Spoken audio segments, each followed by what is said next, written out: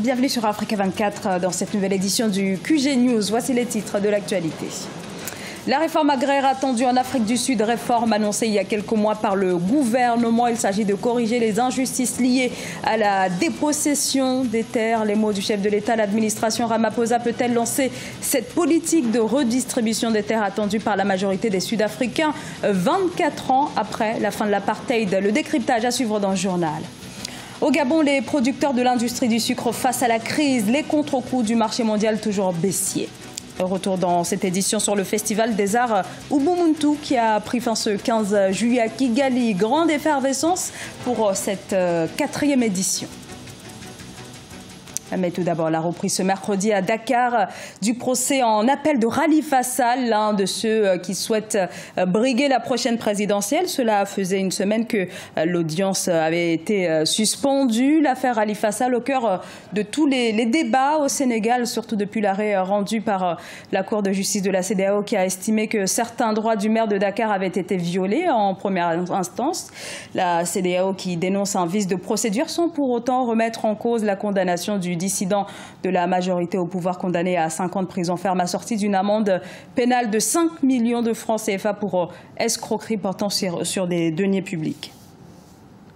La réforme agraire annoncée en Afrique du Sud est-elle vouée à connaître le sort tragique que celle entreprise dans le pays voisin, le Zimbabwe? Cette réforme est en tout cas voulue par le chef de l'État Cyril Ramaphosa qui, depuis son arrivée, a manifesté sa volonté d'accélérer le processus. Une motion a d'ailleurs été adoptée fin février au Parlement. Il s'agit d'une réforme de la Constitution pour autoriser l'expropriation sans compensation des terres agricoles au profit de la majorité noire. Les précisions de Solange Dubois.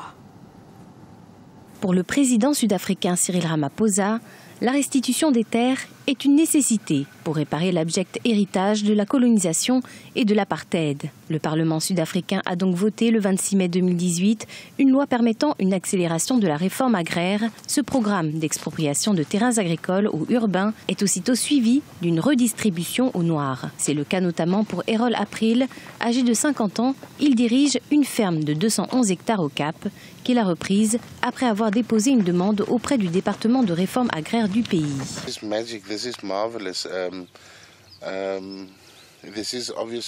C'est magique, c'est merveilleux, c'est un rêve pour beaucoup de personnes. La terre doit être rendue aux gens parce que c'est la terre du peuple qui a été confisquée. Nous n'avons pas à débattre de ces choses.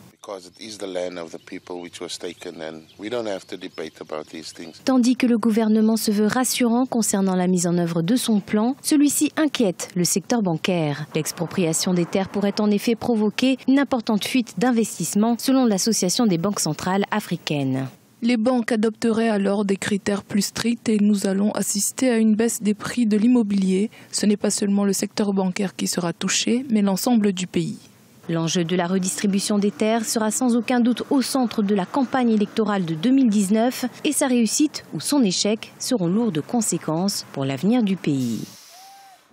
Dans l'actualité également, la poursuite des démonstrations du rapprochement entre l'Éthiopie et l'Érythrée avec un premier vol commercial opéré ce mercredi entre les deux pays de la Corne de l'Afrique. Il s'agit du premier en 20 ans. Il a relié Addis Abeba à Asmara. Depuis juillet, l'Éthiopie et l'Érythrée ont conclu un accord de paix historique mettant fin à des décennies de conflits qui a fait plus de 80 000 morts et la rupture aussi de toutes les relations donc, entre les deux États. Au Gabon, l'industrie du sucre est en difficulté et cela entraîne une baisse du chiffre d'affaires, 1% au total, ce qui représente 19 milliards de francs CFA en 2017. Une contre-performance malgré que l'État ait totalement interdit les importations. Les précisions de Nelly Claude Bessa. L'année 2017 a été marquée par une légère baisse de la production sucrière gabonaise. Selon les chiffres publiés par la société sucrière africaine Sucaf Gabon, la raffinerie de sucre a produit 24 376 tonnes de granulés de sucre contre 24 611 tonnes un an plus tôt. Au niveau de la transformation de sucre en morceaux, la production est restée quasi stable avec un volume de 19 534 tonnes contre 19 578 tonnes en 2016. Des résultats liés aux difficultés techniques rencontrées dans le secteur. La baisse de la production de sucre au Gabon peut s'expliquer par des conditions climatiques défavorables, et un certain nombre de difficultés techniques, davantage d'ordre industriel. Une tendance baissière qui se manifeste également au niveau commercial. En effet, les quantités vendues ont diminué, passant de 33 007 tonnes en 2016 à 31 154 tonnes en 2017. Une situation qui a généré un repli de 5,5% du chiffre d'affaires à 19,2 milliards de francs CFA contre 20 291 milliards de francs CFA en 2016. Il y a déjà une baisse de la demande des ménages. Cette baisse de la production devrait en principe faire baisser les prix, mais bon, les prix sont restés les mêmes, du coup les ménages n'en profitent pas. La campagne sucrière de la SUCAF Gabon prévue entre mai et octobre 2018 sera l'opportunité de développer de nouvelles pratiques agricoles associées au déploiement de nouvelles technologies. Malgré des progrès relatifs, les conclusions sont alarmantes. 320 millions d'Africains sont encore privés d'eau potable. C'est le cas surtout dans les zones rurales. Mais vous allez le voir, les zones urbaines ne sont pas en reste. Elles sont également confrontées aux problèmes d'approvisionnement. Illustration dans la capitale sénégalaise dans ce reportage de l'Adjon Ndiaye. Depuis quelques mois, de nombreux quartiers de Dakar et ses environs font face à une pénurie d'eau.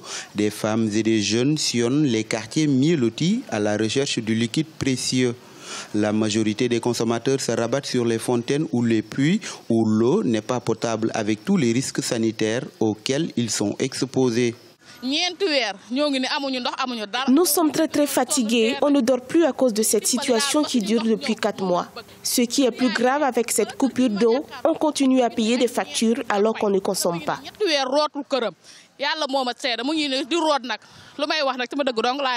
Cette situation affecte plusieurs secteurs, notamment les BTP. Pour ces manœuvres de Dakar, le manque d'eau freine leurs activités économiques. Tu sors de chez toi pour venir au travail et une fois là, tu ne peux rien faire parce qu'il n'y a pas d'eau. Non seulement le travail n'avance pas pour qu'on puisse te payer, mais aussi tu payes le transport tous les jours.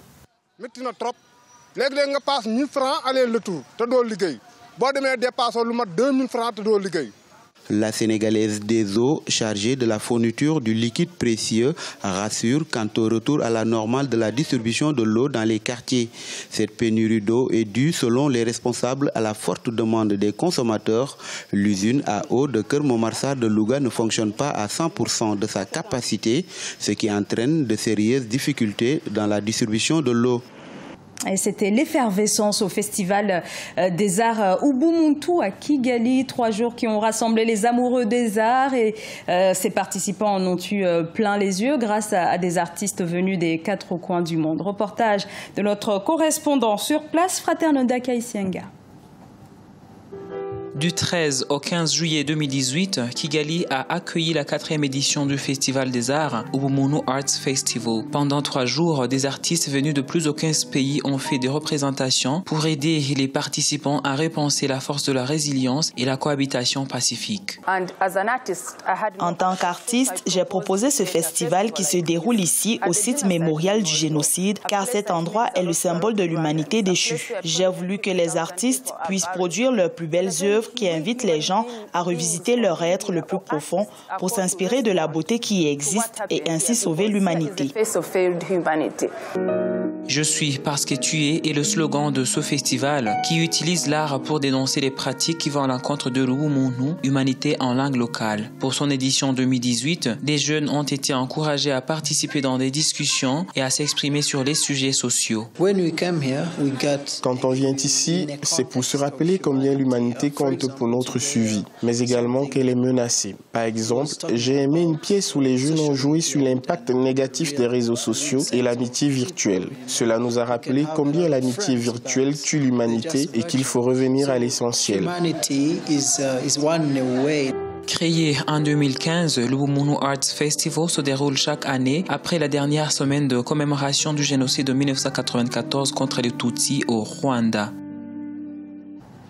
Ce journal a été réalisé par l'ensemble de la rédaction. Merci de votre fidélité. Dans un instant, une nouvelle édition de l'actualité sur Africa 24.